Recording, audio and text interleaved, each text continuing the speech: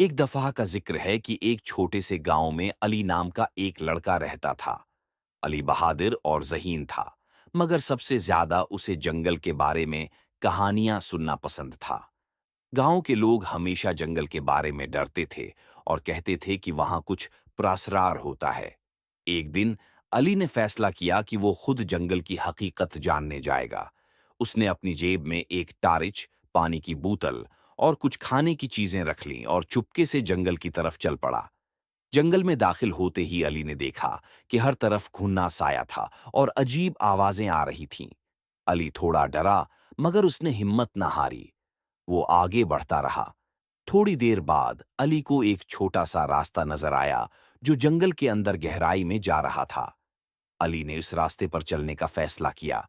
जैसे जैसे वो आगे बढ़ता गया, अंधेरा बढ़ता गया और रास्ता तंग होता गया। अली ने अपनी टार्च जला ली और रास्ता देखते हुए आगे बढ़ा।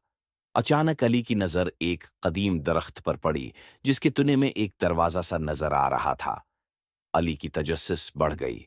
उसने दरवाजा खोलने की कोशिश की तो वो आसानी से खुल गया। दरवाजे के पीछे एक तारीक सरंग थी। अली ने हिम्मत करके सरंग में दाखिल होने का फैसला किया। सरंग लंबी और तारीक थी, मगर अली टारिच की रोशनी में आगे बढ़ता गया। अचानक उसके सामने एक बड़ा सा हाल नुमा कमरा आ गया। कमरे की दीवारों पर अजीबो-गरीब नकूश बने हुए थे और बीच में एक पुराना संदूक पड़ा था। अली ने दिल की धड़कन को काबू में रखते हुए संदूक खोला। संदूक में पुराने ज़ेवरात, सिक्के और एक नक्शा था। नक्शे पर जंगल का पूरा रास्ता और एक खफिया जगह का पता दर्ज था। अली ने नक्शा अपने पास रख लिया और संदूक बंद करके वापस जाने का फैसला किया। रास्ते में अली को महसूस हुआ कि कोई उसका पीछा कर रहा है। उसने पीछे मुड़कर देखा तो कुछ नजर ना आया, मगर उसके कदम तेज हो गए। जब वो जंगल के किनारे पर पहुंचा तो उसने सुकून का सांस लिया। अली ने गांव वापस जाकर सबको अपनी महम के बारे में बताया।